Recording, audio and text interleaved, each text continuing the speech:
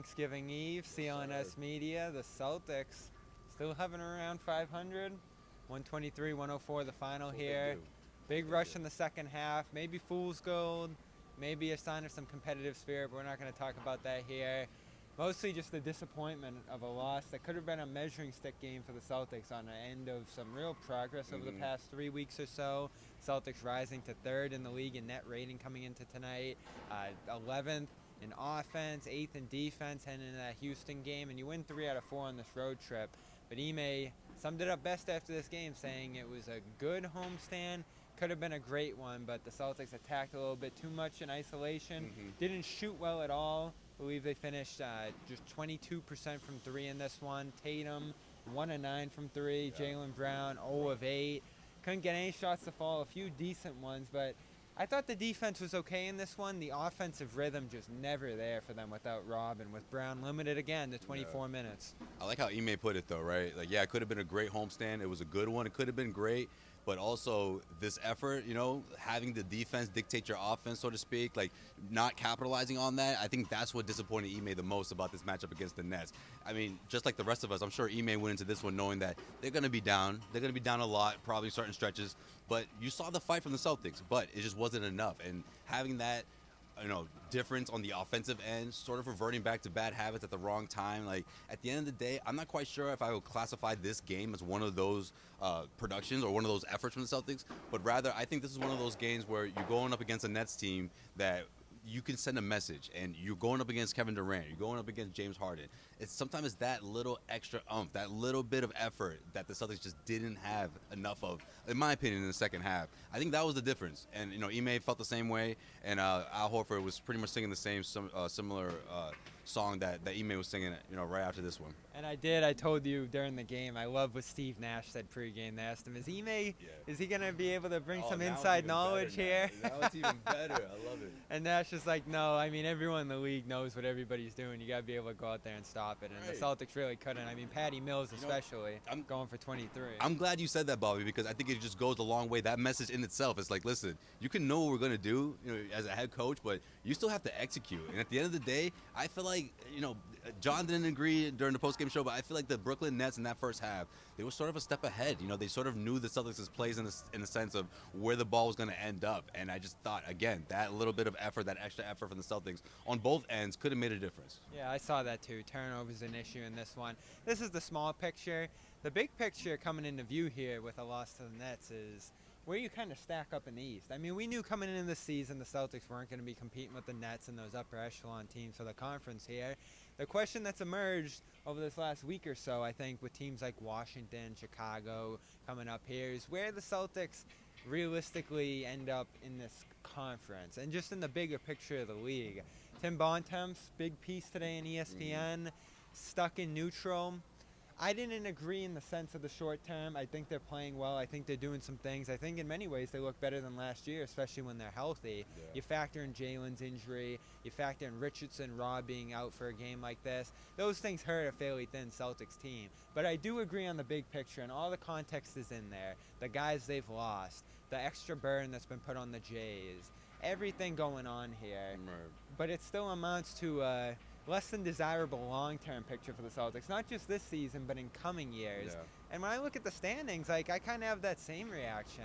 Are they a shoo-in for the top 6? You think if Washington stays, if Chicago stays, some of these teams that are playing well that are right there, and say Atlanta recovers, Milwaukee recovers, you're hard-pressed to put this team in the top 6 outside that play-in tournament. I think we're going to find out the answer to that question within the next couple of weeks. And I know what you think as Celtics fans. Like, how long do we have to wait? But I think the timing of this article is interesting, especially because the beginning of it starts with the matchup against the Lakers, right? And that was sort of the turning point, so to speak. I mean, people can say what Marcus Smart had to say was the turning point. But, okay, sure. But when it came to this homestand, that was the big one that got everyone going. That was the big one that got the Celtics really buying into the system. And they were able to rattle off 3 straight wins after that, or 2 more after the Lakers game. However, the timing of it at that time, yeah, there was a lot of question marks. There's still plenty of question marks when you look at this team as a whole overall.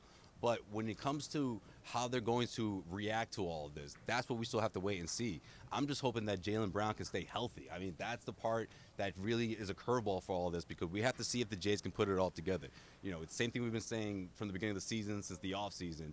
You know, how they lead, how they can make each other better. I just think this put a microscope over what everyone else was thinking, so to speak. Maybe not what everyone was thinking, but everyone knows the microscope is over them. But to hear NBA GM say those kind of things, I think some people were taken aback. I wasn't. I just think this is a league where we sort of seen these things before. And Jaylen Brown, Jayson Tatum have been in the league long enough for a GM, especially maybe if it was an experienced GM, to sort of project that prediction, you know? Doesn't necessarily mean that the majority of the league feels that way, but even if they do, more the better. You know, more of a reason for the Jays to go out there and prove everybody wrong, and more for someone like Ime to say, hey, look, you guys read this article? Why don't you guys go out there and show them what you're made of? Yeah, Bontemps is good. He does the straw poll. I'm sure he got a good, fair assessment from enough of the league that's seen them over the course of games going back the last year and a half and have a sense of what's wrong with this team. I just don't like the pile-on the Jays. You know, they've improved in certain aspects.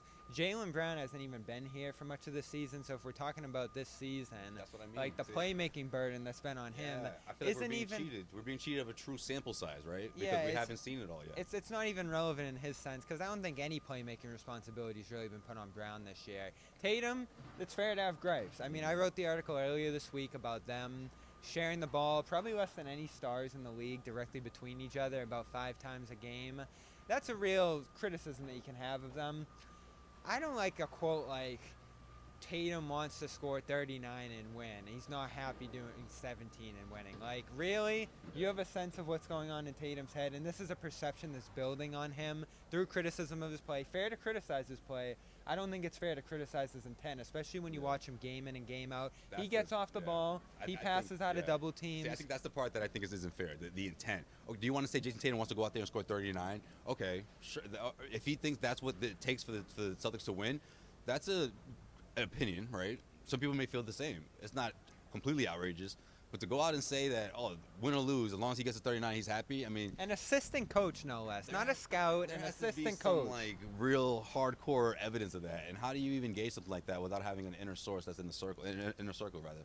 You know, like you have to have a source in that inner circle to sort of leak that, or at least say like, look, from this guy's attitude and what he's telling me, that's how I feel. So there's a lot of speculation and a lot of leaps throughout the article. But again, yeah, to your point, I mean, it adds more pressure to the Jays. And whether people think that's fair or not, I just think, again, it points to how long these guys have been in the league, and everyone's sort of waiting for them to make that leap, and this is the year it's supposed to happen. It's the reality of the situation. It's where they're at. Right. The outlook is probably neutral. Again, we talked earlier today. Is Beal coming at this point? Seemed like something that was a possibility over the offseason. Now Washington's great, and it's probably less of a possibility. Zach LaVine, Chicago's got this figured out, it looks like.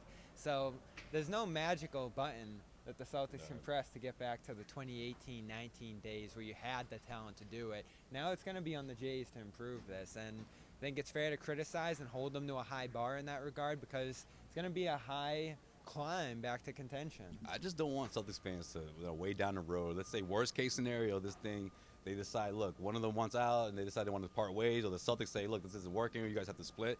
I don't want anyone to go back and be like, oh, the media broke these two apart. No, look, this comes with the territory, right? So let me set this thing clear right now. I hated that. My reaction to the video I did down there after Monday, the media's trying to break these guys. The numbers are the numbers.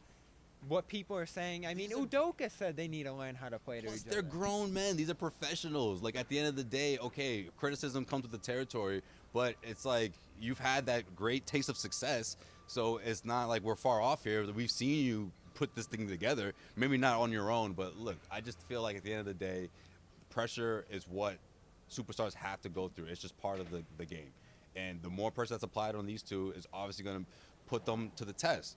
How are they going to interact? Are they going to continue to have these uncomfortable conversations, or are they going to just think, as long as I'm getting mine, that's what's best for the team? So I think that's what everyone that's what this article is pointing to, and I think that's what everyone was already thinking, you know? Yeah. And, you know, speaking on named sources, talked to a couple people in Vegas going into the season around the league. Sentiment was that this Celtics team was pretty much the same as last year. And record-wise, through about 20 games now, they are a 500-ish team, still looking to break out of that funk. And try to separate themselves from the pack here. But right now, it looks like they're going to be in a pretty tight circle in the middle of the Eastern Conference, trying to avoid that play-in tournament where they ended up last year. It's Thanksgiving. I know we had quite a discussion on the post-game show. It's about that time, Bobby. Break time. It got heated on the post-game show tonight, if you didn't see it over this article. Finally, Calm comes in and delivers. I know you'll need it through this Black Friday, too. Yes. Calm.com/Garn. You'll get 40% off a premium subscription. Make sure you go do that and give yourself a chance this Thanksgiving. Even the light wants Thanksgiving right now. Lights out. Celtics lose by 19. They trailed by 29 in this one. Questions about this team's outlook continue to be discussed, and we'll do it right through the rest of the season into Christmas.